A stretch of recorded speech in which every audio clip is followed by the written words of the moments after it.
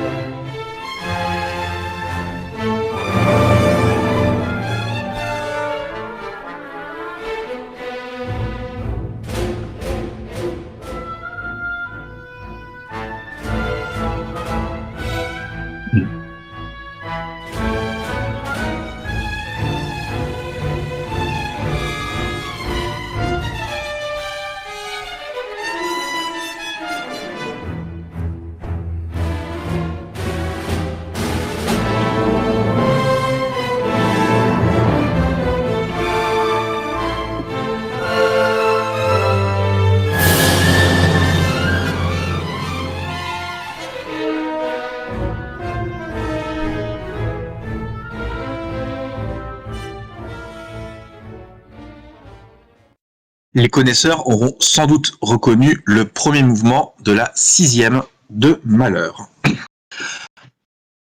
La Vienne, fin 19e, début 20e. Donc, comme on peut s'en douter, quand on est une ville qui a vu passer des gens comme Beethoven, comme Mozart, comme Schubert, comme Brahms, comme Mahler, comme on vient de l'entendre, on peut se douter que Vienne est une ville qui respire la musique assez facilement. Et c'est le cas dans l'époque dans laquelle nous venons d'atterrir. Ça sent la musique, ça vit la musique partout.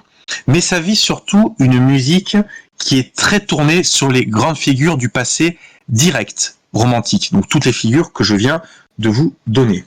Du passé donc immédiat, mais sur le coup, la contrepartie, c'est que le monde musical viennois semble être peu enclin à recevoir les œuvres nouvelles. Et cela, ça va, pour la jeune génération qui, elle, est avide de création, il va se créer une sorte de carence. Et ce, jusqu'en 1918.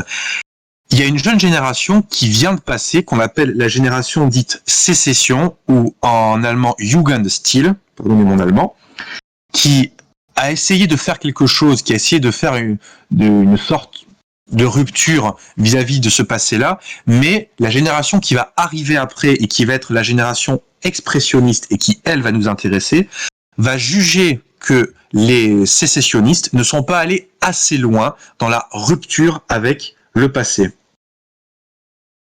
La jeunesse, donc expressionniste, se sent confisquer son art par une élite qui ne comprend pas sa soif d'art, sa soif d'authenticité et de vérité. Le premier compositeur dont nous allons parler ce soir, qui est Schoenberg, dira « Une œuvre d'art véritable n'a pas à être belle, il faut qu'elle soit vraie ». C'est-à-dire que l'objectif pour ces gens-là va plus être l'authenticité et la vérité en musique plutôt que la beauté qui va être considérée comme étant relevant de canons s'appliquant aux générations antérieures.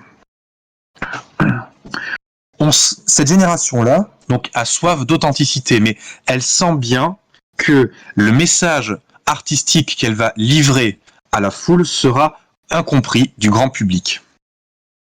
L'artiste va être incompris vis-à-vis des foules, vis-à-vis donc de son public, car il sera en avance sur son temps dans la quête d'authenticité. Conséquence, l'artiste doit s'extraire du monde pour rester dans sa bulle et continuer tout seul sa quête de vérité.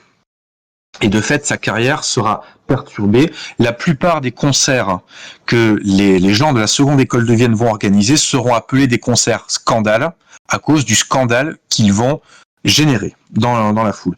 On peut voir dans toutes les réflexions que je commence avec vous une critique sous-jacente de la société. Car si l'artiste s'enferme dans son monde, c'est bien que le monde extérieur est insatisfaisant et qu'il n'y a que en lui-même qu'il peut trouver sa quête de vérité.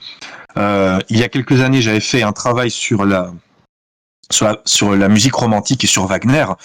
Lorsque Wagner compose Tristan et Isolde, il part exactement de ce constat-là. L'amour que Tristan éprouve pour Isolde est impossible parce que le monde leur interdit de s'aimer. Donc on est dans la même logique.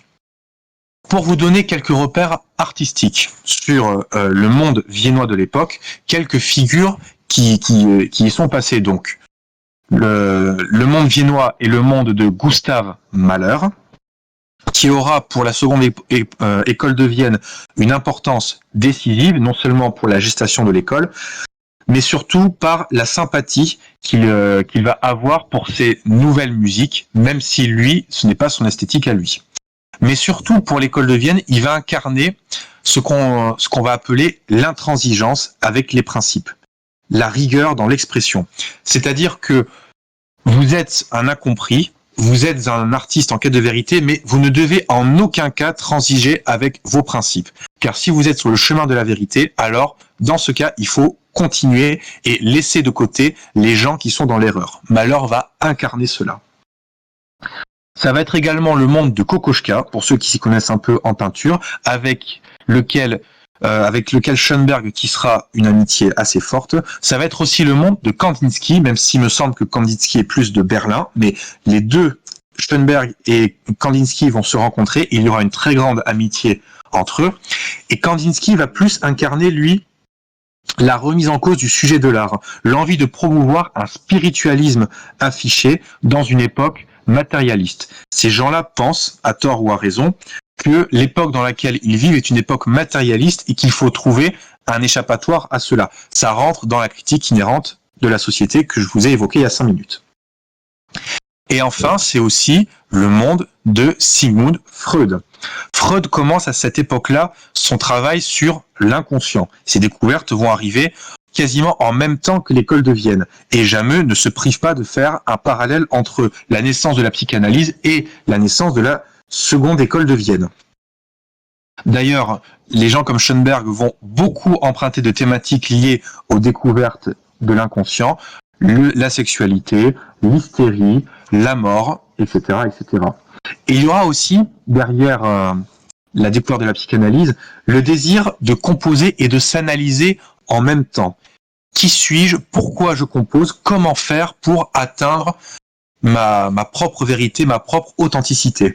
Je vais donc essayer d'illuminer les zones d'ombre de mon être, d'illuminer l'inconscient. On parlera d'Aufklärung. Schoenberg dira à propos de l'œuvre d'art, une libération complète de toutes les formes, de tous les symboles, de la cohérence et de la logique, au profit de l'expression du sentiment tel qu'il est en réalité, nous mettant en rapport avec notre inconscient. On voit que pour ces gens-là, la musique est un moyen d'arriver à leur véritable être qui se situe dans l'inconscient. Et par opposition, ce qui est le conscient, c'est ce qui entrave. La quête d'authenticité. Et maintenant, rentrons dans des considérations plus musicales et on va passer en revue les 3 grands noms de l'école de Vienne qui sont le professeur, Schoenberg, et les 2 élèves principaux, Alban Berg et Anton Webern. Donc le professeur, Schoenberg, 1874-1951. Schoenberg, entre parenthèses, pas beaucoup d'éléments biographiques, juste quelques petites idées pour vous guider, rien de plus. Ça suffira pour ce soir. Schoenberg est un juif converti au protestantisme et qui avait la volonté, dès le départ, de s'assimiler à la tradition germanique. Il n'est pas allé jusqu'au catholicisme viennois, mais bon, dans tous les cas, il n'était pas très pratiquant, donc il s'en foutait un peu. Mais c'était surtout la volonté de apporter sa propre patte sonore à la longue tradition germanique qui avait déjà cours à cette époque-là. Et c'est ce que nous allons entendre dans sa première œuvre qui est La Nuit transfigurée. Enfin, sa première œuvre, c'est son opus 4, mais c'est la première œuvre que nous allons entendre ce soir. La Nuit transfigurée, il va essayer donc de s'insérer dans cette tradition germanique en voulant tisser un trait entre 2 tendances qui passaient pour être contradictoires à son époque, la tendance progressiste qu'a incarné Wagner et la tendance conservatrice qu'a incarné plutôt Brahms. On va pouvoir l'entendre à travers une forme musicale très solide et en parallèle de ça, une musique qui s'étire et qui s'étire à l'infini, on pourrait presque dire à l'infini. Et ça, c'est les 2 héritages, donc Brahms et Wagner. On écoute tout de suite La Nuit transfigurée, opus 4 de Schoenberg.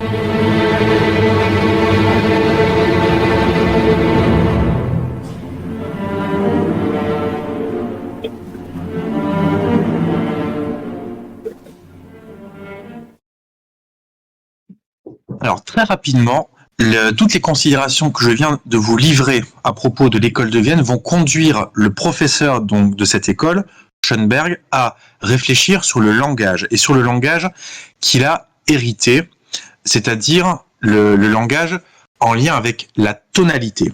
Alors, quelques petits mots pour comprendre de quoi on parle. Toutes les musiques de cette époque et même encore un peu de maintenant sont composées en partant de la gamme Do, Ré, Mi, Fa, Sol, La, Si, Do, avec les dièses et les bémols. Et dans cette gamme existent des hiérarchies.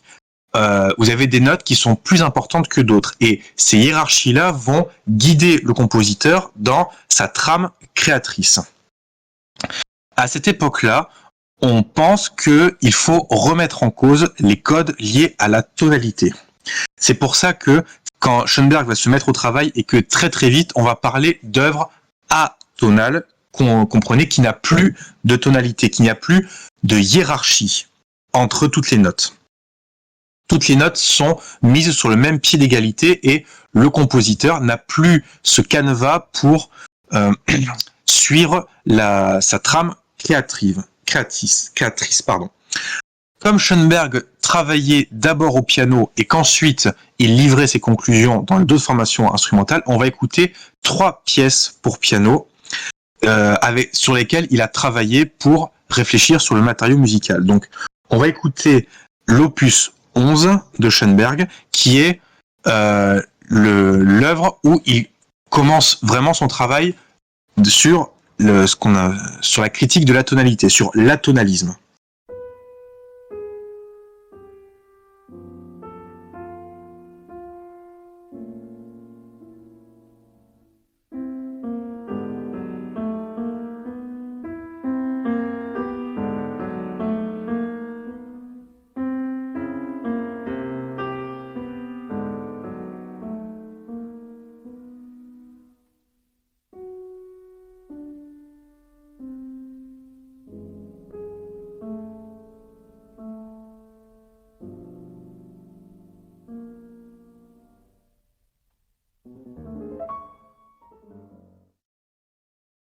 Je pense que vous avez bien senti que nos repères habituels musicaux sont un peu bousculés et qu'on est un peu dans une atmosphère un peu étrange. On ne sait pas très bien où on est. C'est une des conséquences de l'atonalisme.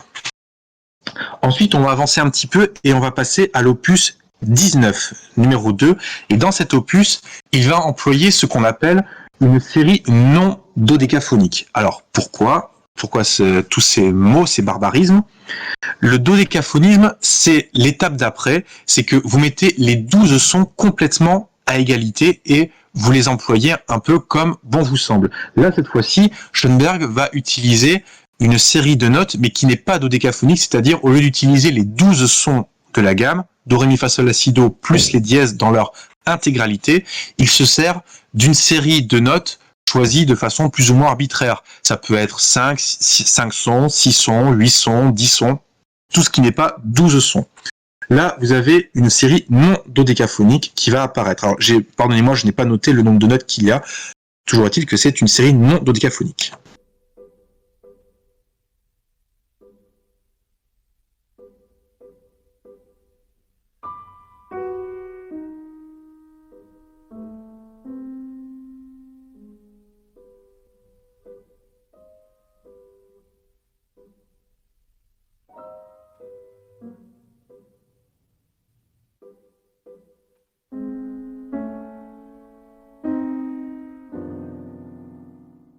Voilà. Et juste après, j'ai oublié de préciser que je ne vais parler de l'école de Vienne que jusqu'en 1914. Pour des raisons de temps et pour des raisons de concision, j'ai resserré mon travail juste sur cette époque-là. On aurait pu aller plus loin. Et là, je vais juste aller un tout petit peu plus loin pour parler de l'étape d'après. On est en 1920 avec les 5 pièces opus 25, toujours pour piano, l'avènement de ce qu'on va appeler le sérialisme. Là, cette fois-ci, le compositeur opère un choix concernant les 12 sons de la gamme, toujours la même gamme. Mais cette fois-ci, des règles supérieures vont s'appliquer à cette série. On ne pourra employer cette série que de certaines façons, au pluriel. Donc c'est ce qu'on va appeler le sérialisme. On l'écoute tout de suite avec l'opus 25, le prélude.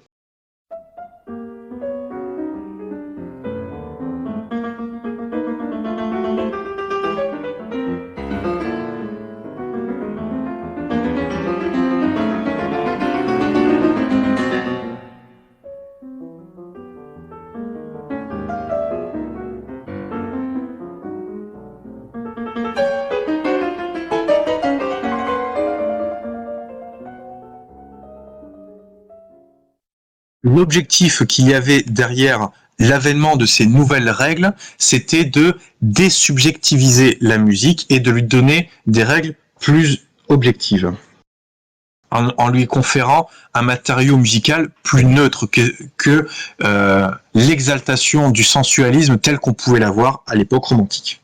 Voilà. Avant de parler des élèves, quelques petits mots de l'enseignement que Schoenberg a pu dispenser dans son école. Un enseignement qui était très tourné sur le passé allemand, ce qui n'a rien de surprenant en soi de la part d'un homme qui cherche à tout prix à s'insérer dans cette tradition-là, donc très tourné vers Haydn, Mozart, Beethoven et Bach, évidemment. Mais ce qui est aussi intéressant à noter, c'est que les élèves qui ont écrit à propos de l'enseignement de Schoenberg disait qu'il y avait une dimension encore plus grande que celle de la musique et c'est cela qu'il retenait principalement de son enseignement, c'était la thématique du véritable accomplissement personnel. Les cours de musique de Schoenberg étaient autant des cours de musique que des cours de connaissance de soi, d'approfondissement de son être, toujours dans une quête de vérité et d'authenticité. Comme je vous l'ai dit précédemment, l'inconscient de Freud n'est pas loin. J'insiste là-dessus parce que j'y reviendrai plus tard. Maintenant, parlons des élèves. Nous allons parler des deux plus grands élèves de l'école de Vienne. On va commencer par Alban Berg, 1885-1935. On a retenu son nom comme étant celui qui sera le plus accessible à l'écoute.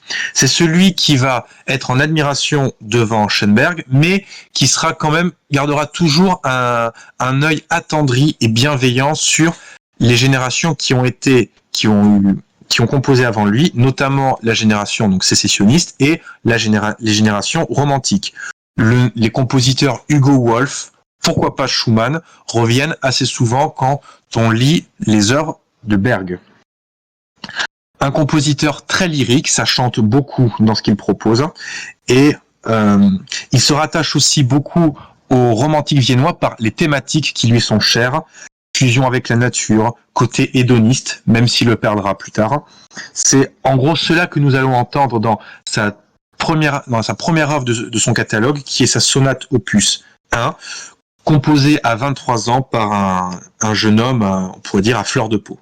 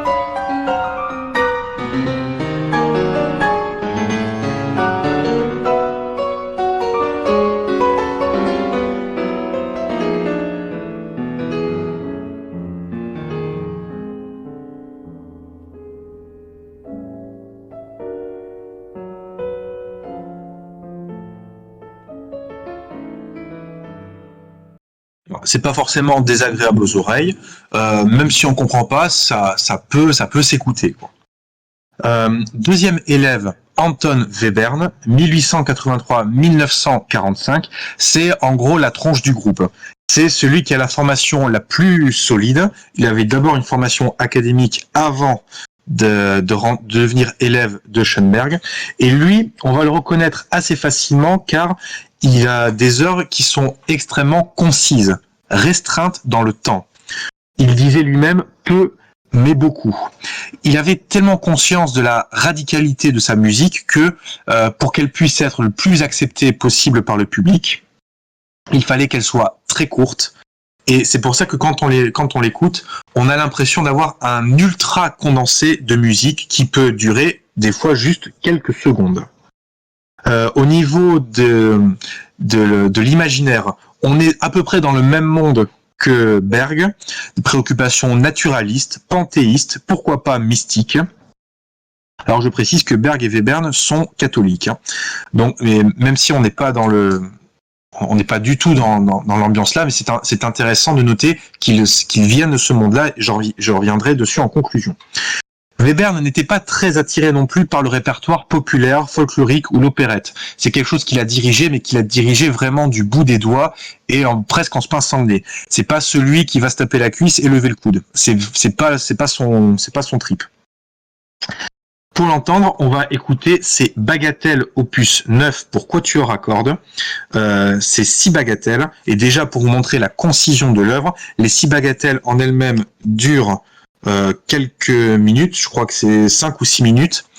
Donc, on est sur 1 minute par bagatelle quand on sait que les musiques avant les symphonies de Mahler peuvent durer jusqu'à 1 heure.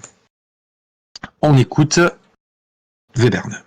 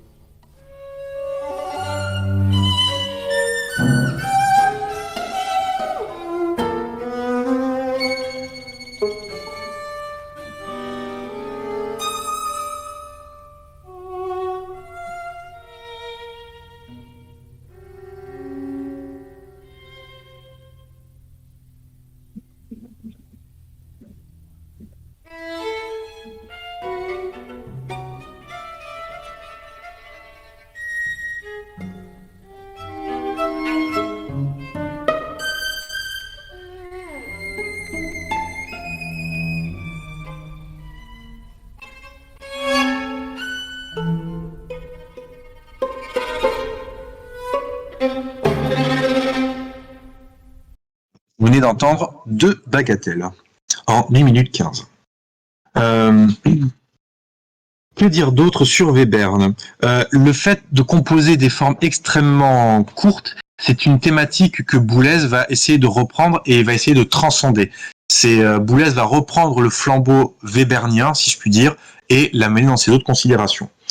Et à noter que Webern sera le seul à suivre une carrière de chef d'orchestre en même temps qu'une carrière de compositeur.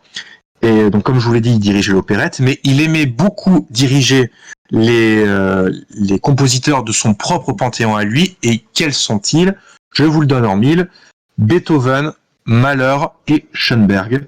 3 Allemands. On voit que les thématiques liées à la musique contemporaine, qu'on va bientôt appeler musique sérielle, sont essentiellement d'essence germanique.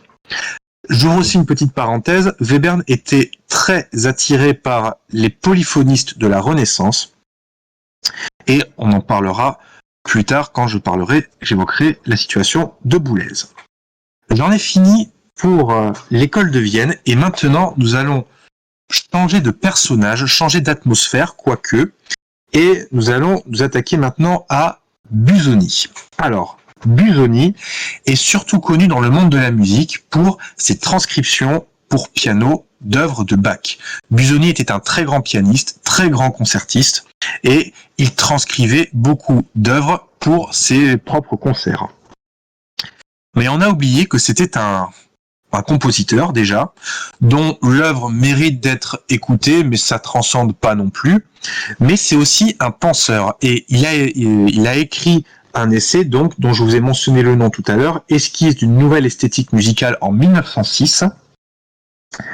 Et cet essai va retenir l'attention, notamment de gens comme Schoenberg, qui l'ont écrit. On a même gardé les annotations que Schoenberg a écrites sur l'essai. C'est fascinant de voir à quel point, même si ils s'appréciaient mutuellement, ils n'étaient pas tout à fait d'accord sur tout. Et donc, on va se plonger tous ensemble, dans cet essai et de voir qu'est-ce que Busoni nous apprend sur ce qu'il appelle la nouvelle esthétique musicale, et que l'on appellera plus tard la musique contemporaine.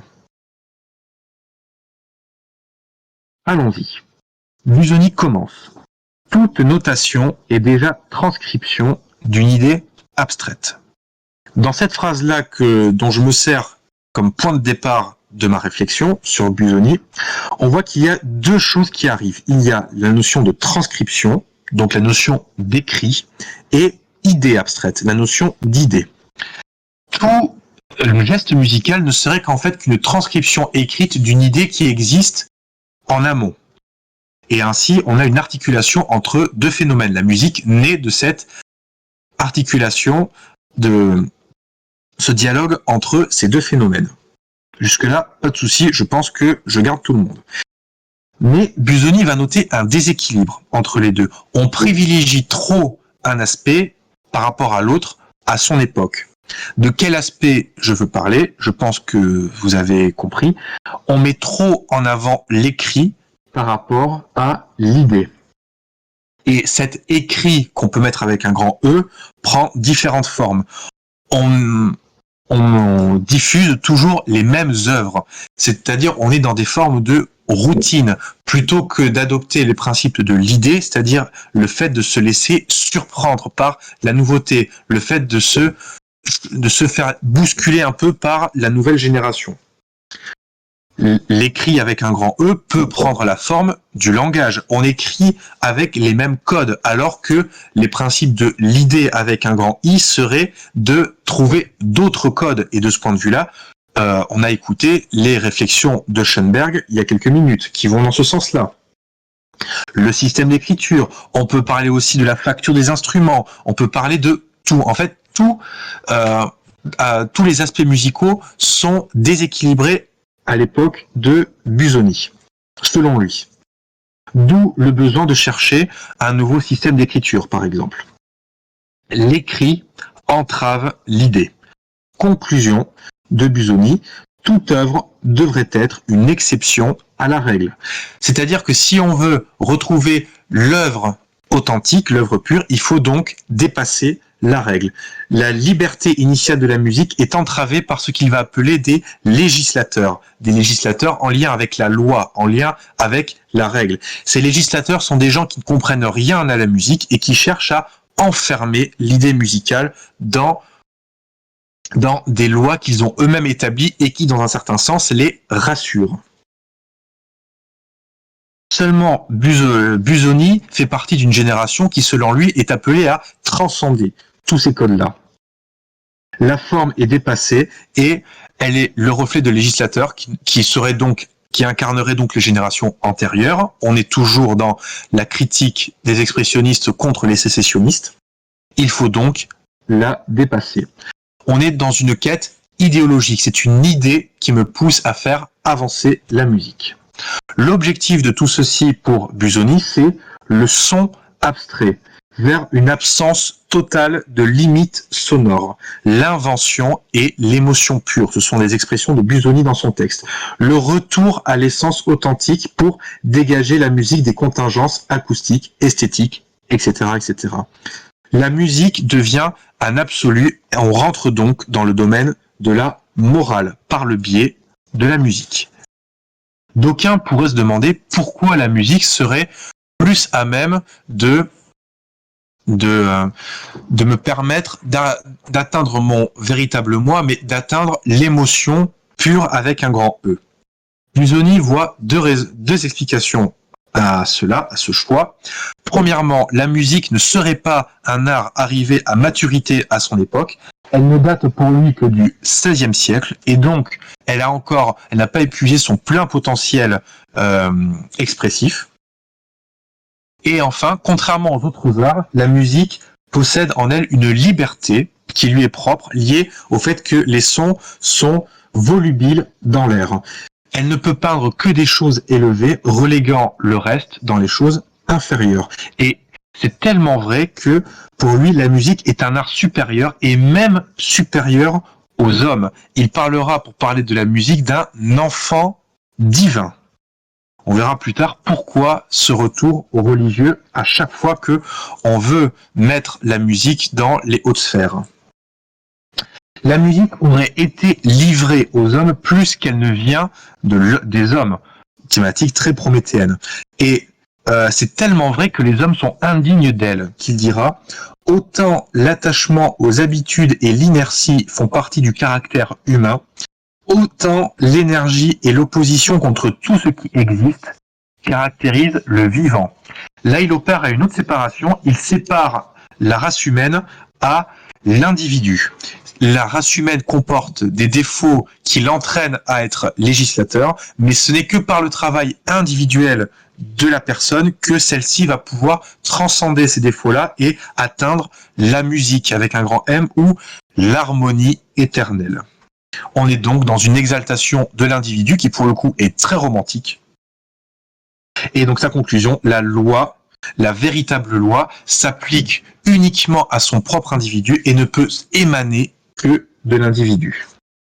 On est évidemment dans l'accomplissement personnel, la psychanalyse, tout ce dont je vous parle depuis le début avec la deuxième école de Vienne.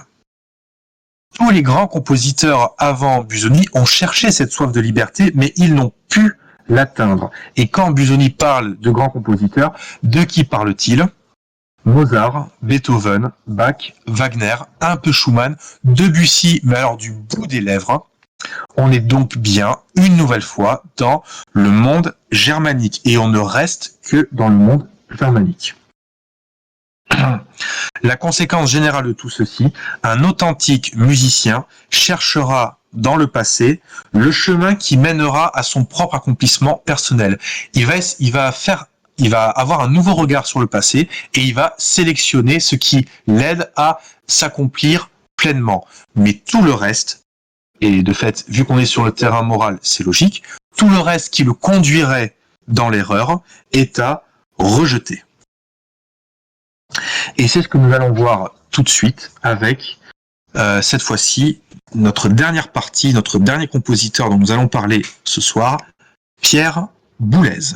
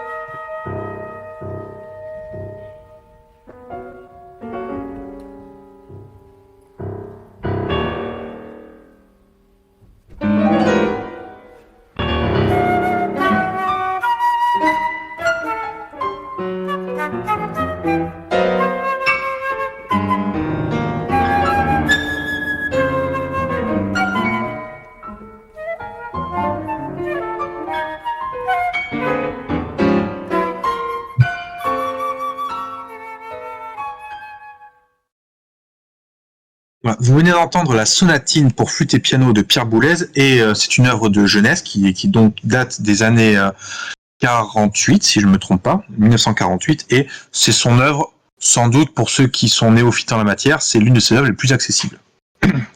Donc Pierre Boulez, 1925-2016. Compositeur cette fois-ci en France. Nous allons quitter le monde allemand et arriver dans le Paris des années 50. Donc plutôt que de commencer par la musique, je vais innover un petit peu et je vais commencer par parler de l'époque de Boulez.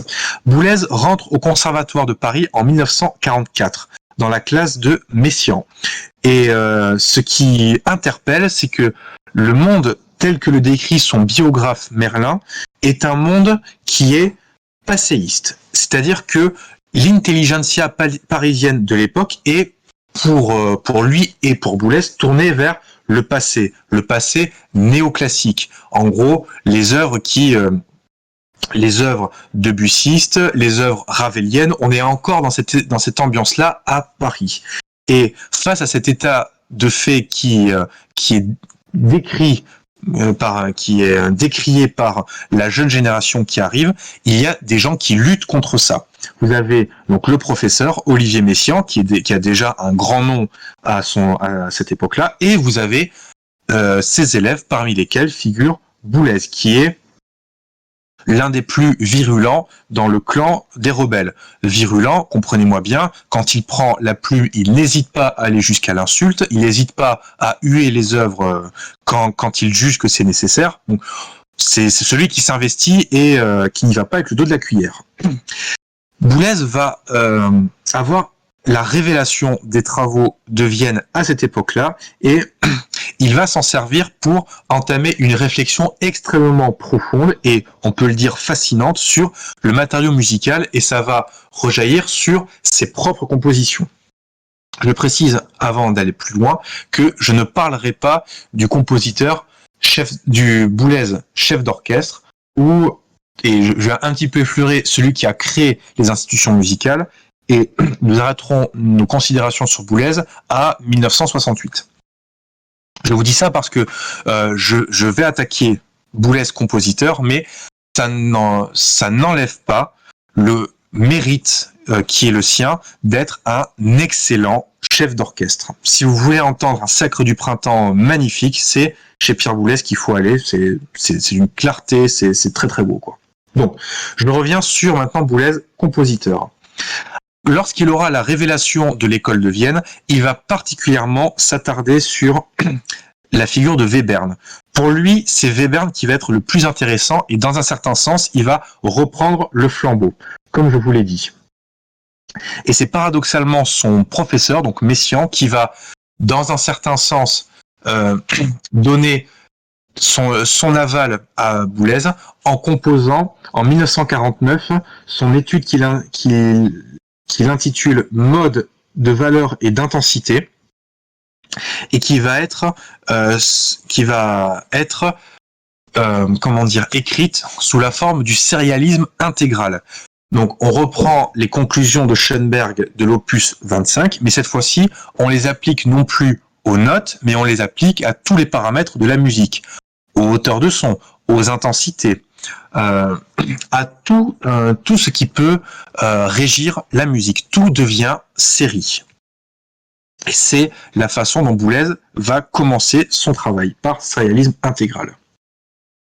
Et donc, la composition de Messiaen va permettre à Boulez de proposer un système où toutes les données musicales seraient strictement quantifiées. Voilà.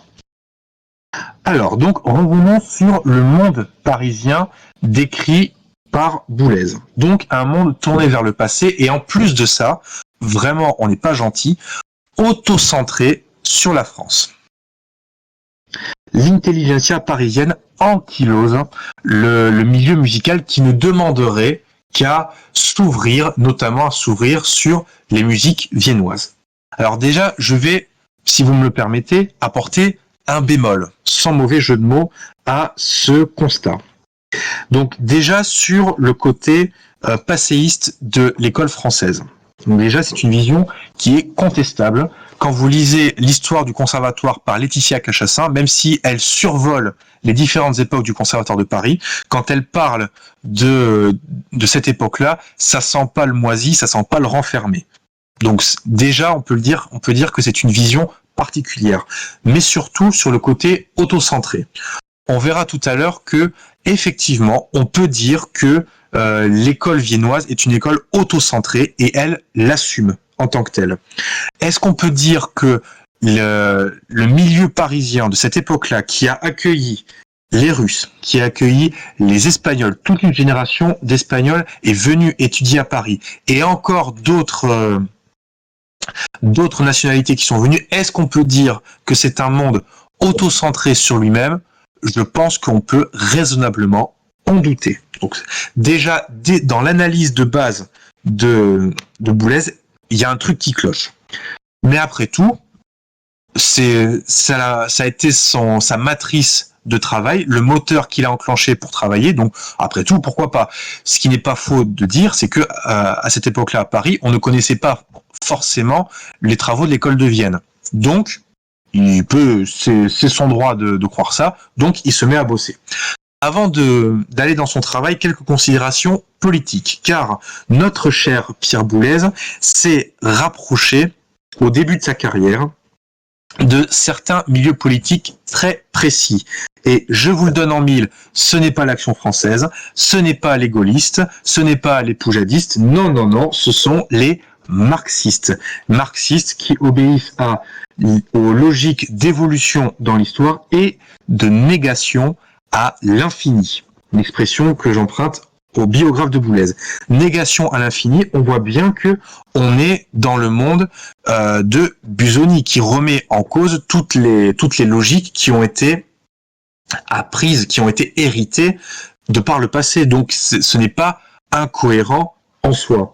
Et donc on peut se demander si la musique qu'on dit contemporaine et qu'on peut dire maintenant néo-sérielle n'est pas une musique tout simplement de gauche. C'est une question que je laisse ouverte, je n'ai pas le pouvoir de la trancher, mais je la soumets à votre sagacité. Et on pourrait aussi se demander si ce n'est pas une musique qui serait une forme de contre-culture. Car nier à l'infini, c'est bien construire contre quelque chose, contre une culture déjà existante. J'en avais tiré à peu près les mêmes conclusions par rapport au rock, et je pense que ce serait intéressant de faire une étude comparée entre ces deux musiques, car elles apparaissent exactement pour la même génération, c'est exactement ce monde-là, et elles procèdent du même geste de vouloir se construire contre un monde déjà existant. Pareil, réflexion soumise à votre sagacité. Je reprends maintenant le travail de Boulez. Donc Boulez est un créateur non seulement de musique, mais c'est aussi un créateur d'institutions. Comme je m'arrête en 1968, je ne parlerai pas de l'IRCAM ce soir. Si vous voulez avoir un regard critique là-dessus, vous lisez Requiem pour une avant-garde de Benoît Dutertre. Vous lisez aussi La Comédie de la culture de Schneider. Ce sont des critiques extrêmement bien fournies sur les institutions qui sont apparues, notamment en musique, de la part de Boulez. Moi, je vais juste me contenter de parler du domaine musical qu'il a créé dans la période qui nous intéresse. Le domaine musical sera pour lui, pour Boulez, l'occasion de créer un cercle d'audition où il va pouvoir promouvoir la musique qu'il va dire contemporaine, mais la musique qui obéit à ses propres codes, la musique néo-sérielle, donc. Et il faut reconnaître à Boulez, quand on lit la vie du domaine musical, il faut lui reconnaître une pugnacité, un sens du sacrifice et du travail qui sont vraiment remarquables. Et ça va porter ses fruits, car le domaine musical sera une réussite incontestable dans la vie musicale parisienne. Je passe sur tous les détails, savoir que ça a fini en déficit, que ça a toujours été compliqué de joindre les deux bouts, mais toujours est-il que, indépendamment de ces considérations matérielles, le domaine musical a attiré les regards sur la musique dite contemporaine néo-sérielle d'origine allemande. Le choix est assumé, la ligne éditoriale de la part de Boulez est extrêmement claire. On ne fera entendre qu'une partie du répertoire, partie qui engendrera la musique contemporaine, donc celle qui mérite de figurer dans les programmes du domaine musical. On est exactement dans la suite de ce que j'ai décrit avec Busoni. Je cherche à légitimer mon attitude dans le passé et je ne cherche que ça. C'est le choix de Boulez. Quand on lui dira, quand on lui demandera si ce n'était pas une attitude sectaire de fonctionner ainsi, Boulez répondra, écoutez bien, je ne suis pas sectaire, je suis tout à fait sectaire. Au moins, les choses sont claires. Maintenant, sur la réception de cette musique contemporaine avec des guillemets. Alors, pardonnez-moi. Parlons tout d'abord de la réception dans le milieu musical. Le milieu musical va être divisé face à cette musique. Certains trouveront cela formidable. Je pense à des gens comme, ça peut surprendre, Nadia Boulanger ou Francis Poulenc, qui vont donner leur aval à cette musique, même si ce n'est pas du tout leur esthétique, mais ils ne voient pas d'inconvénient à ce que ça existe. Et après tout, pourquoi pas, ça peut s'entendre. D'autres vont avoir un regard plus critique, je pense notamment au critique d'art Bernard Gavotti, qui était connu pour être celui qui écrivait les choses les plus acerbes sur cette musique. Mais bon, quand on est critique musical au Figaro dans les années 50, cette attitude-là peut aussi se comprendre. Donc, une attitude plus ou moins divisée de la part des institutions musicales. Mais il n'y a pas de gros rejet a priori, pour être quand même honnête. Et ça va être la même chose pour le monde parisien en général. Il est vrai que une certaine partie des institutions de l'époque ont cherché à combattre cette musique, c'est exact, et il faut le dire, mais néanmoins, ce serait faux de dire que tous les appareils de l'époque ont cherché à combattre cette musique. Ça, c'est faux. Et de ce point de vue-là, on est très loin de ce qui s'est produit à l'époque de l'école de Vienne. J'ai oublié de le dire, donc je le rajoute. À l'époque de Vienne, on a conscience que l'artiste émet un discours qui va être peu compris par les compositeurs, donc on accepte le mode de vie qui en découle. Et de fait, Schoenberg a presque connu la pauvreté. Il faut aussi le mettre à son crédit. Il est allé jusqu'au bout de ses idées. Quand on est dans la France musicale des années 50, c'est pas du tout le cas. Là, on est dans une musique qui est quand même soutenue par une partie non négligeable de l'intelligentsia parisienne. Malraux lui-même viendra au domaine musical. Donc, Malraux incarnait quelque chose à cette époque-là. Donc, ça veut bien dire que on est dans quelque chose qui est beaucoup plus profond que une simple avant-garde qui diffuse son discours et un simple peuple qui ne comprend pas. C'est un peu plus compliqué que ça, au moins dans le Paris de cette époque. À noter, et ça, je vous donne deux petites informations qui sont de l'ordre de l'anecdotique, quoique. Rothschild fait partie des gens qui ont donné pour le domaine musical, et même si c'est pas le domaine musical, je vous donne aussi cette info qui est assez rigolote. Un certain Nabokov va organiser une soirée de présentation de cette musique-là, donc néo-sérielle d'avant-garde, au Théâtre des Champs-Élysées. Seulement, on sait maintenant, de sources sûres, que Nabokov était un musicien qui a été payé par la CIA pour mettre en avant cette musique-là et ainsi contrebalancer la musique qui émanait à cette époque de l'URSS. C'est assez rigolo. Enfin, moi, maintenant, quand je vois CIA et Rothschild, je me méfie un peu. Donc, c'est pour l'anecdote. Mais tout ça pour dire que le monde de cette époque-là, le monde parisien de cette époque-là, était prêt à recevoir cette musique et il l'a reçue. Et donc, il est faux de dire que cette musique s'est battue contre vents et marées pour exister. Elle s'est battue, oui, mais elle avait des soutiens et des soutiens non négligeables. Et d'ailleurs, c'est très rigolo, parce que Boulez n'était pas à une insulte près, c'est très rigolo de lire Boulez vilipender le goût moyen bourgeois, de dire que le public d'opéra, par exemple, est à vomir. C'est vraiment une citation in texto. Quand on sait que c'est exactement ce public-là qui allait au concert du domaine musical. Donc, dans ses débuts, il se revendiquait corrosif, mais il était quand même soutenu par une part non négligeable de l'élite parisienne. On pourrait peut-être parler de bobo. Dire que Boulez s'est battu peut-être à raison pour certains motifs face à une certaine élite, c'est exact, mais il n'était pas seul, loin s'en faut. Et il a incarné quelque chose. Et il a incarné cette avant-garde qui arrive donc dans le milieu parisien et qui donc va suivre toutes les logiques qui ont déjà été décrites précédemment, à savoir nous avons la vérité, nous continuons notre parcours vers la vérité, et vous qui ne comprenez rien, eh ben suivez-nous ou alors taisez-vous et laissez-nous faire. Et d'ailleurs, quand Boulez se fâchera avec les institutions françaises, il ira s'exiler je vous rassure, son exil ne durera pas 5 ans et il n'ira pas très loin, puisqu'il ira où? Il ira en Allemagne. D'ailleurs, c'est là-bas qu'il est mort. Il est mort à Baden-Baden en 2016. On est toujours dans le répertoire germanique, des réflexions qui partent du répertoire germanique et qui, presque indirectement, y retournent de façon systématique. Maintenant, on va parler un petit peu, on va réécouter un peu de musique et on va parler de 2 aspects musicaux pour, je l'espère, guider un peu plus votre écoute sur la musique, cette fois-ci boulésienne, et Dieu sait qu'on a besoin de Cannes pour appréhender cette musique. Dès les débuts de la carrière de composition de Boulez et dès le moment qu'il a pris la plume, il a tenu à ce que aucune filiation ne soit possible entre son œuvre et ce qui s'était fait avant lui. Je le cite, « Un langage dégagé de toute référence, éliminer toute trace de vocabulaire, reconquérir élément par élément les divers stades de l'écriture. » Mais comme on peut le vouloir très fort, mais au final on ne crée pas à partir de rien, même la musique boulésienne peut se rattacher à quelque chose. Et c'est ce que nous allons voir. On va voir ça avec le Marteau sans maître, qui est son œuvre, sans doute l'une de ses œuvres les plus connues.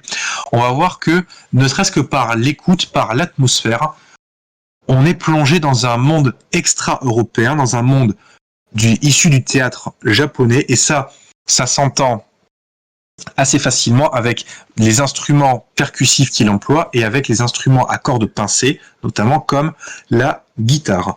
On écoute tout de suite le début du Marteau sans maître.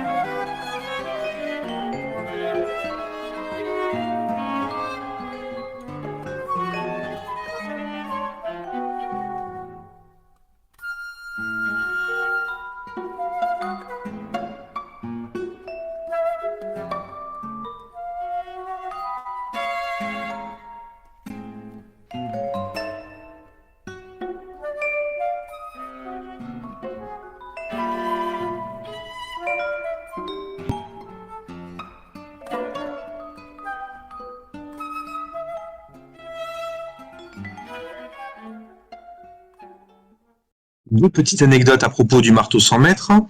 C'est une œuvre dont Stravinsky dira qu'elle est vraiment représentative d'une génération. Donc, c'est une œuvre qui a vraiment attiré l'attention sur elle quand Boulez l'a créée. Il faut savoir que ça existe. Et aussi, mais là c'est un peu plus rigolo, il faut savoir que c'était l'œuvre préférée de Jacques Chirac. Du moins, c'est ce qu'il a dit, c'est ce qu'il a déclaré en public lors d'un débat, je ne me rappelle plus contre qui c'était, et c'est assez drôle, je me demande si il en a écouté 10 secondes dans sa vie, mais bon, peu importe.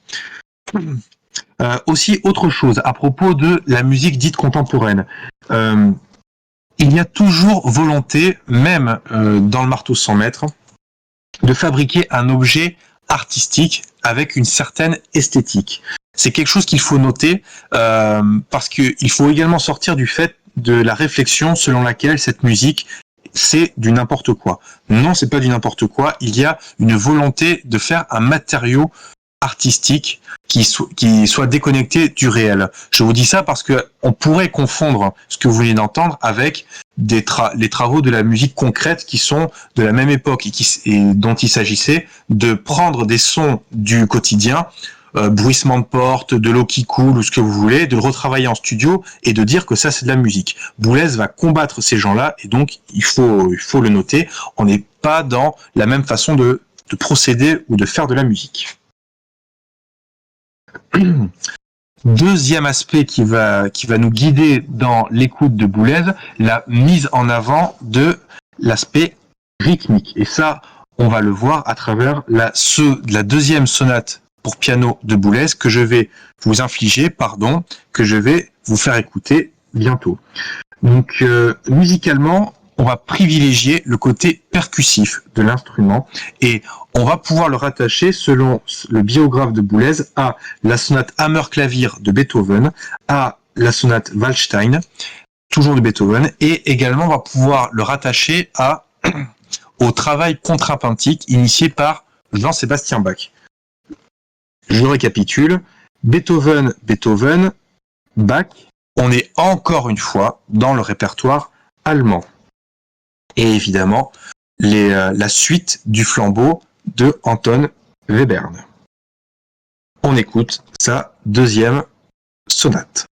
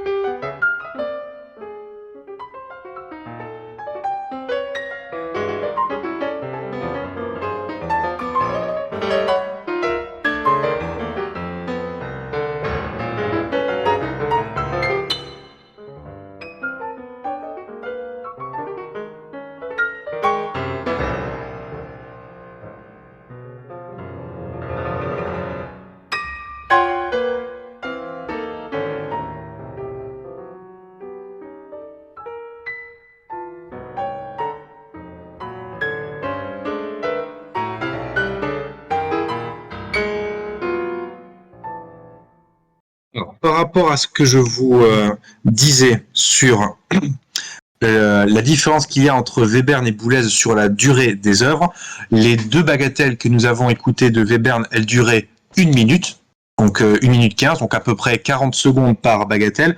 Là, on est sur le premier mouvement de la deuxième sonate de Boulez, on en est à 1 minute et il en reste encore 5.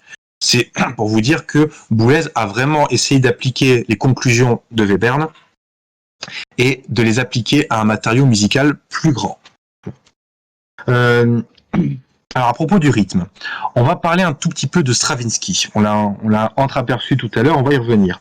Les articles que Boulez a écrits sur les analyses du Sacre du Printemps de Stravinsky sont absolument époustouflants. Vraiment, une analyse rythmique de cette tenue, j'en ai pas beaucoup lu, et vraiment, c'est remarquable. Il faut le reconnaître, pour dire à quel point le rythme est important pour Boulez, et il pioche cette importance-là dans le Sacre du Printemps. Pour Boulez, justement, le Sacre du Printemps a été en 1913, je précise que cette œuvre vient de 1913, a été vraiment une révélation. Pourquoi ? Parce que Stravinsky nous a livré des conclusions rythmiques tout à fait nouvelles et innovantes pour l'époque. Mais Boulez va penser que Stravinsky y est arrivé par accident. Ce n'est pas le fruit d'une longue réflexion comme Schoenberg a pu la faire. Stravinsky a tapé complètement par hasard sur le rythme et il a mis le doigt sur quelque chose. Et donc c'est ce que va faire Boulez durant toute son œuvre. Il va essayer de conjuguer deux tendances qui peuvent paraître contradictoires, les conclusions que Schoenberg va tirer niveau musique via Webern, comme je vous l'ai dit, et il va essayer de tirer un trait d'union avec les découvertes que Stravinsky a faites dans le Sacre du Printemps au niveau du rythme. À propos du rythme, il dira « J'ai enfin une raison personnelle d'accorder une place si importante au phénomène rythmique. Je pense que la musique doit être hystérie et envoûtement collectif. Le rythme va être, pour lui, un moyen de parvenir à ces objectifs-là. On voit qu'on est toujours, encore et toujours, dans les thématiques liées à Freud et à l'inconscient. Maintenant, abordons les problèmes de cette musique, car elle en pose, et elle en pose beaucoup. Je vais en voir 3 avec vous, 2 qui ne sont pas, qui sont des réflexions personnelles, et 3, et le troisième, qui sera un problème beaucoup plus large et, selon moi, beaucoup plus inquiétant.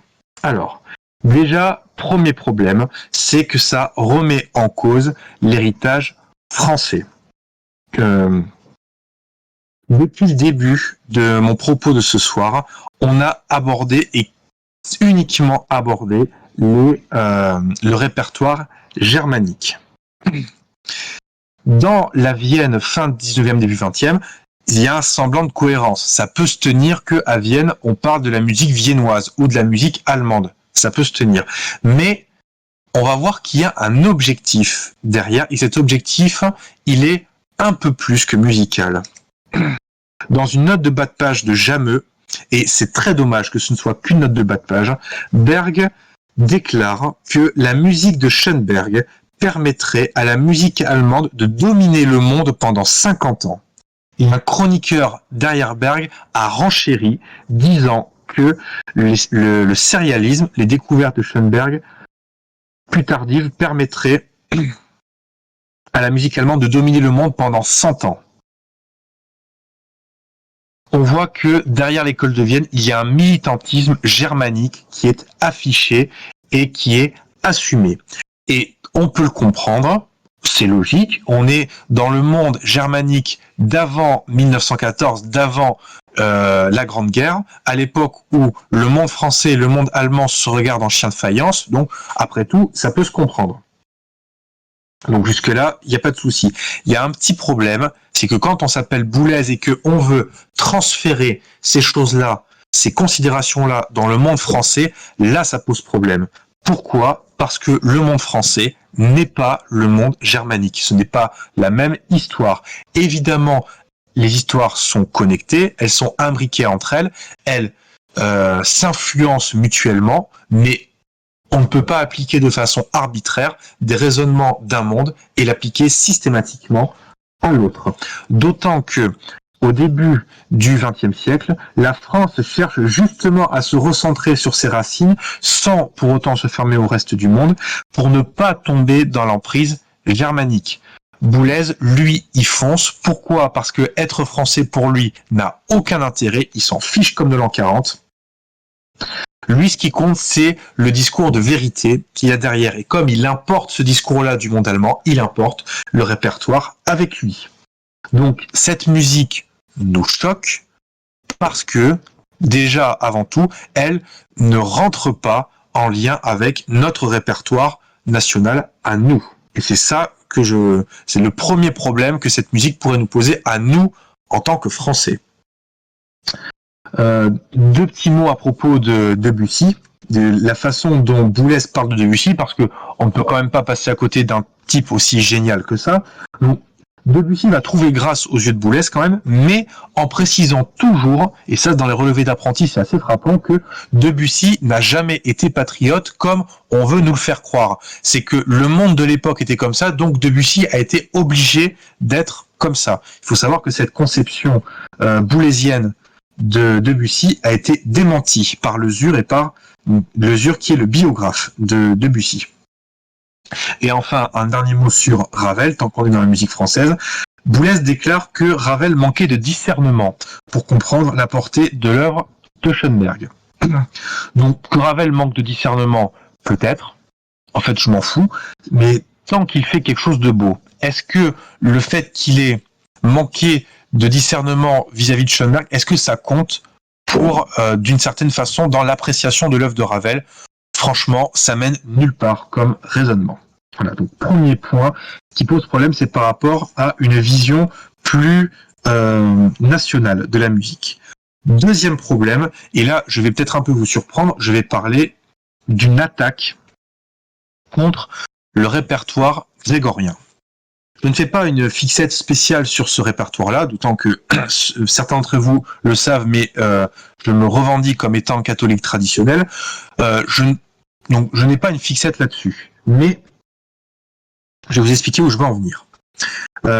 Boulez déclare « Ce n'est pas l'histoire qui m'influence, c'est moi qui influence l'histoire. » À partir du moment où je me positionne comme étant celui qui guide la vérité, celui qui amène la vérité aux autres, mon regard sur l'histoire peut influencer le passé, de la même façon que le passé interagit sur moi. On est à peu près à égalité au niveau du compositeur et de son passé.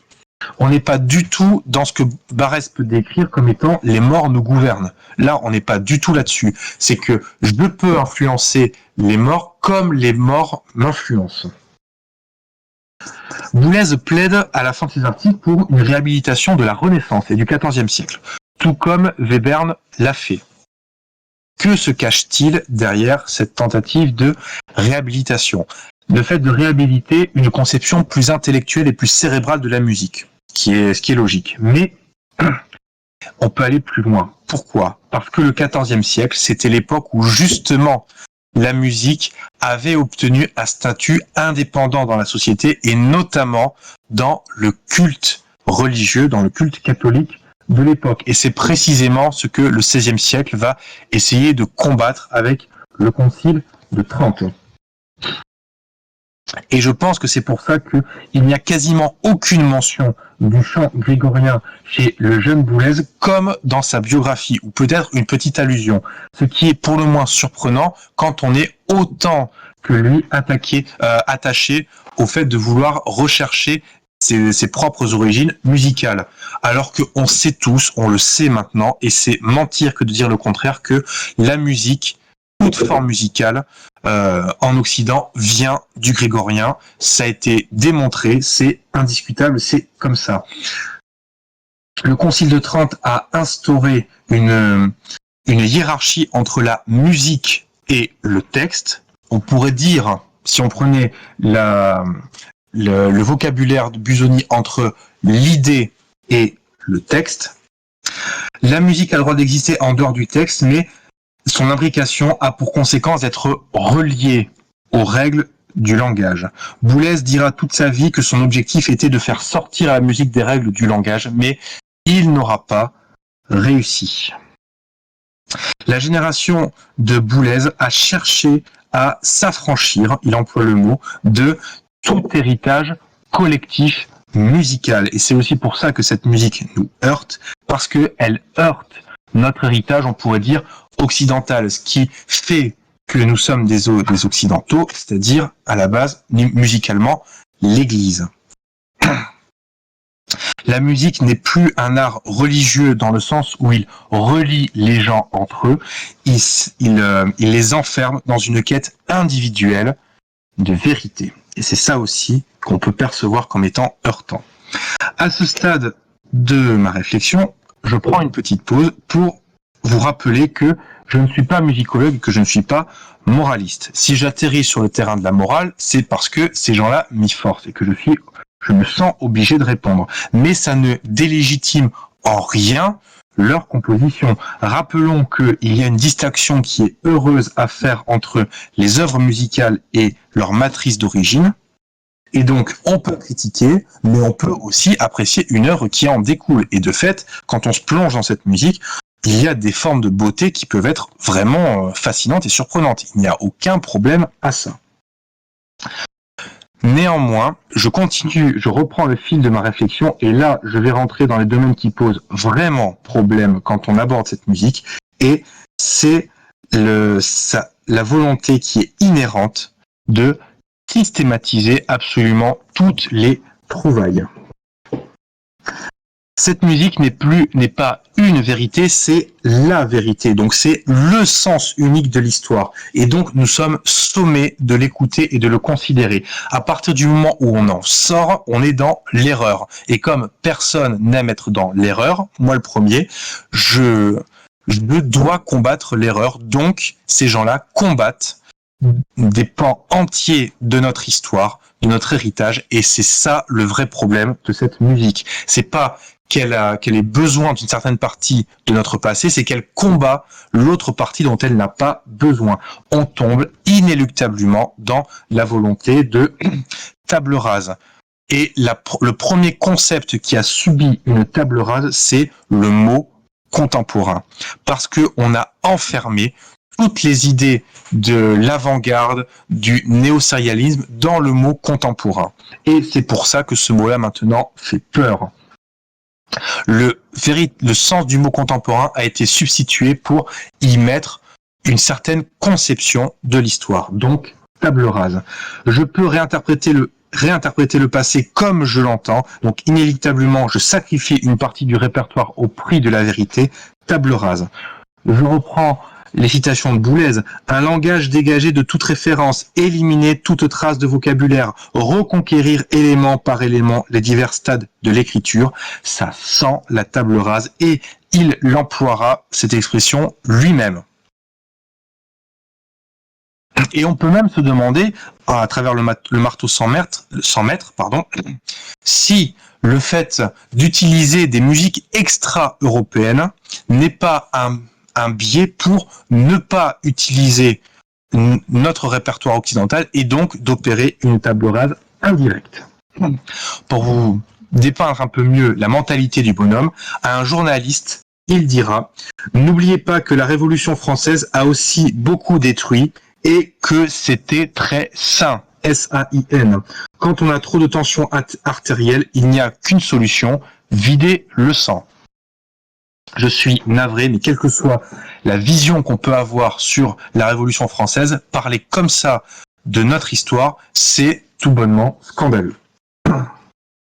Alors, je suis obligé de dire que le biographe de Boulez combat justement le fait que la vision selon laquelle Boulez aurait été un partisan de la table rase.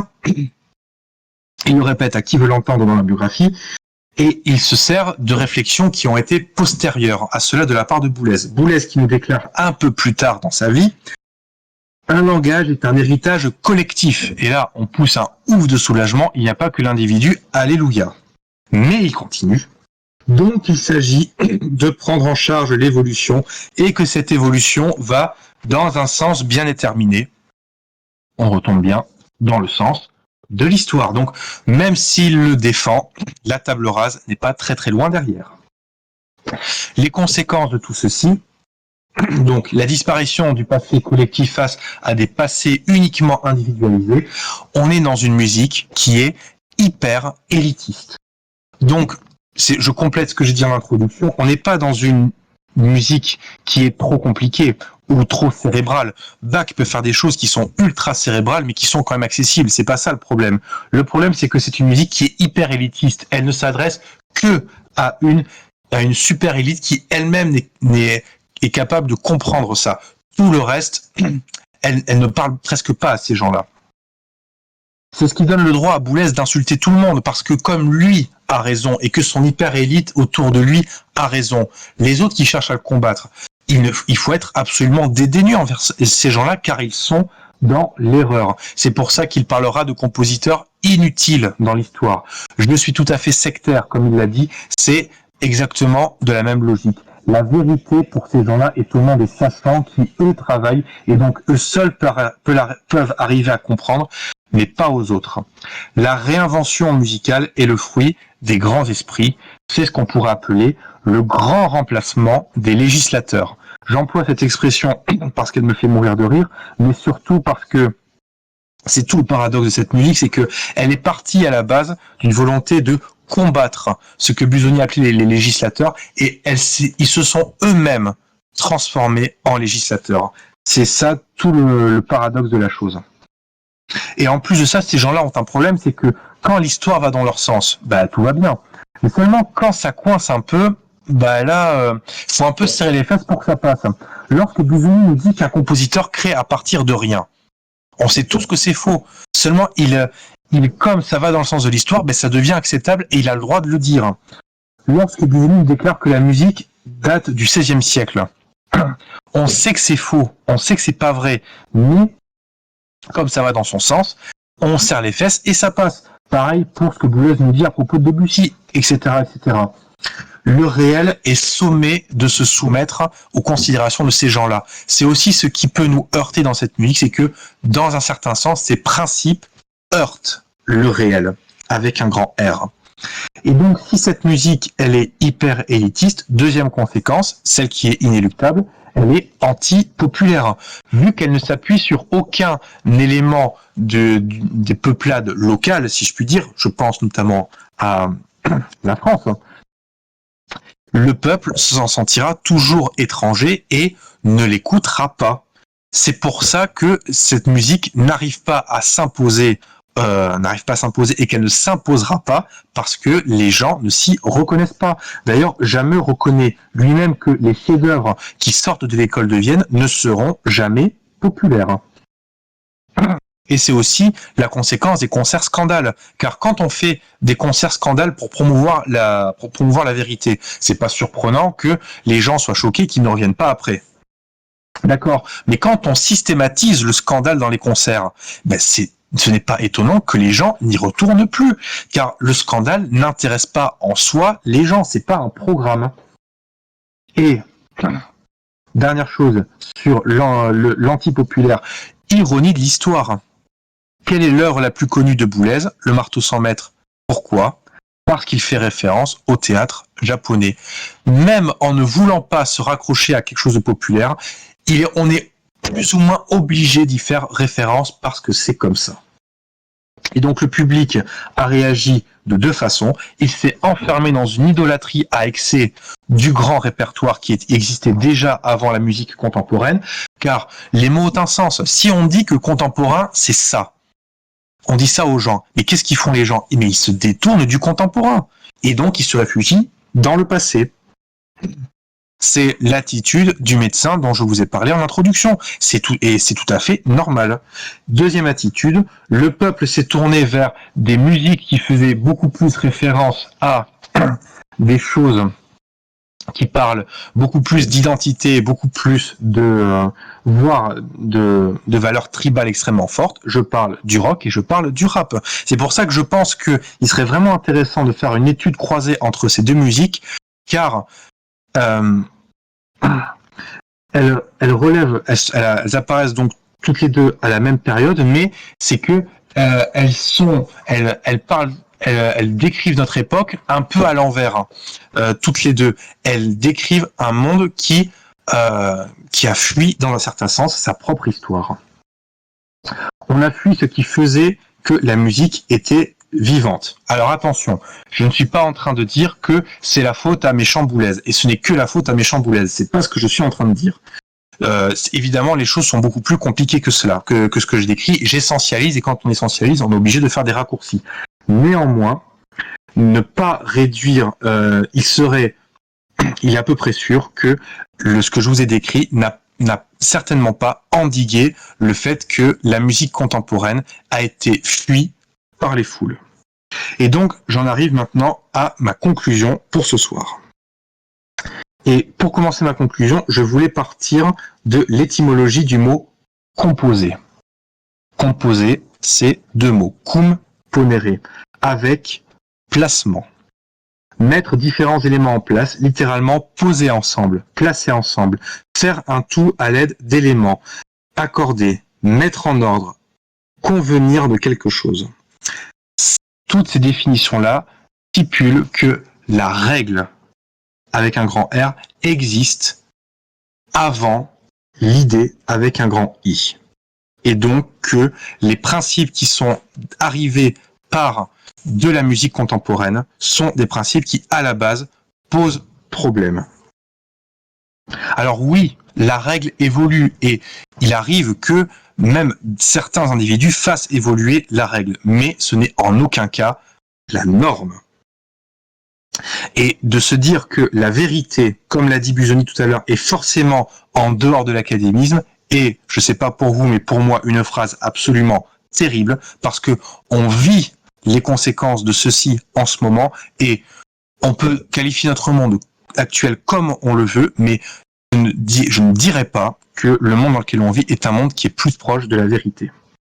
La musique est donc le fruit d'équilibres extrêmement subtils, et systématiser un aspect au détriment d'un autre ne peut que générer du déséquilibre, et c'est ce que nous sentons dans cette musique. Alors, l'erreur fondamentale de ces gens-là, c'est de considérer le système qui a régi la musique comme étant un système. Or, ce n'est pas un système, ce que j'ai évoqué avec la tonalité et les réflexions de Schoenberg. Le système tonal n'est pas un système, c'est notre histoire musicale, c'est notre passé. Et on peut librement se positionner dessus, mais on ne peut certainement pas en relativiser tous les principes, car tout relativiser signifie détruire. À propos des héritages, pourquoi ne se cantonner que aux maîtres musicaux allemands? Ce sont des maîtres comme le font les Viennois et Boulez. Ce sont des maîtres qui sont légitimes, bien entendu, et je ne m'amuserai pas à abaisser l'importance d'un Bach, d'un Beethoven ou d'un Mozart dans l'histoire de la musique, bien entendu. Mais à suivre ce raisonnement-là, on glisse doucement sur le raisonnement du sens de l'histoire qu'ont pu adopter des gens comme Schoenberg et comme Boulez, et dans ce cas-là, on avalise leur raisonnement. Pourquoi ne pas considérer des compositeurs comme Palestrina, comme Monteverdi, comme Rameau, comme Couperin, comme Albéniz, comme Elgar, comme Bartók, etc., etc. Eux aussi ont fait avancer la musique, mais certainement pas dans le certain sens de l'histoire de l'école de Vienne. On ne peut pas sacrifier tous ces gens-là au nom d'une certaine vision de l'histoire. Pardon. Et donc je finis. Je ne pouvais pas ne pas parler de morale, car à partir du moment où on établit une moralité avec un grand M, cette moralité ne peut que se heurter aux moralités précédentes, et donc, vous me voyez venir, cette musique s'est établie comme étant un idéal qui a heurté l'idéal qui était avant elle, c'est-à-dire le sacré qui a forgé l'Occident, c'est-à-dire le sacré catholique. C'est pour ça que Busoni parle d'enfant divin. Il parlera même de nouvelle naissance virginale à propos de la nouvelle musique. Et je me permets de vous dire ça parce qu'à la fin de sa vie, Busoni va déclarer « Les hommes ne connaîtront jamais l'essence de la musique dans son authenticité et sa totalité. C'est avant tout la corporation qui les en empêche. » Il radote. Mais il ajoute « Tout comme le dogme fait obstacle à la foi. » Que Busoni en ait conscience ou pas, lui et ses coreligionnaires enclenchent un combat qu'on pourrait dire civilisationnel avec leurs considérations-là, et c'est là-dessus que ça pose un grave problème. Cette musique est plus qu'un cri qui se heurte contre notre passé national, contre notre héritage, contre le réel. C'est une musique qui se heurte contre ce qui a fait l'Occident, c'est-à-dire son sacré. Alors, face à cela, qu'est-ce qu'on peut se dire? Déjà, on respire un grand coup. Tout se passe bien, tout va bien, nous sommes encore en vie, donc tout se passe bien. Gardons la tête froide et continuons à pratiquer l'heureuse distinction qui existe entre les concepts et l'œuvre, et faisons fonctionner ce qui est dans notre tête et qui s'appelle notre cerveau. Exerçons notre droit d'inventaire sur cette musique et reprenons ensemble le chemin de la fierté de nos origines, de tous nos répertoires, et surtout reconquérons ensemble le sens du mot contemporain. Pourquoi je vous dis ça? Je n'ai pas la prétention de faire couler cette musique à moi tout seul. Je n'en ai pas le pouvoir ni la légitimité. C'est pas ce que je veux faire ce soir. Ce que je voulais faire ce soir, c'était vous présenter ce qui se cache derrière cette musique et aussi vous annoncer que les compositeurs de maintenant sont de moins en moins attirés par toutes ces réflexions que je viens de vous dire et que, de fait, la musique contemporaine n'est plus contemporaine. Au sens étymologique, ce n'est plus la musique de notre temps. Il ne faut plus avoir peur de cette expression-là parce que les compositeurs de maintenant, j'en connais quelques-uns, ne sont plus du tout attirés par ces considérations-là. Et donc, les compositeurs de maintenant, il faut les accompagner, il faut les encourager dans leur démarche créatrice. Pourquoi? Parce que si nous voulons que notre beau pays puisse continuer à vivre, il faut qu'il crée. Et la musique n'échappe pas à cette règle. C'est pour ça que je vous encourage vivement à retourner au concert contemporain, à vous laisser surprendre. Quel est le compositeur qui habite à côté de chez vous et qui compose en ce moment? Est-ce qu'il sera grand ou pas grand? Ça n'a aucune importance, mais peut-être qu'il est en train d'essayer de faire quelque chose à son échelle et que cette chose-là, il faut l'encourager. Il faut l'accompagner dans cette démarche-là. C'est pour cela, et j'en arrêterai ce soir avec ce dernier mot, reprenons ensemble le chemin de la création musicale dans notre pays et reprenons ensemble en main le sens, le véritable sens du mot musique contemporaine. Chers amis du cercle, je vous remercie de m'avoir écouté. Chers camarades, si tu veux plus de contenu, de réinformation, d'éducation populaire et de formation intellectuelle, n'hésite pas à faire un don sur notre page Tipeee.